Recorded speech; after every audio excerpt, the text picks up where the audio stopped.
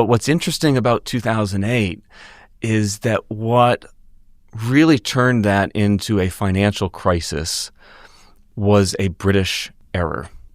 And it was a British error that actually resembled a lot of past American policy responses. So September 2008, you have Barclays, which was a very healthy, very well-run bank that was looking to acquire Lehman Brothers.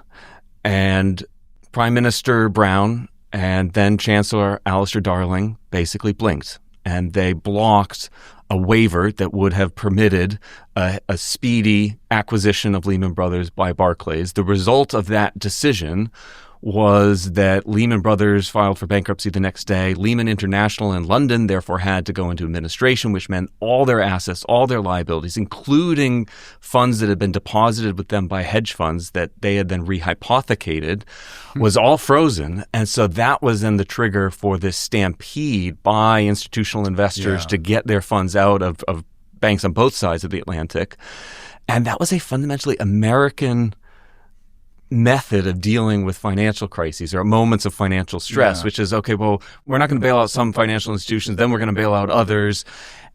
What they left on the table, what the UK left on the table was actually the classic British response to moments of financial stress, which was to adhere to something like the Bagehot rule, which is you lend liberally and early against good collateral at a penalty rate, and you allow and facilitate the acquisition of weaker banks by stronger banks.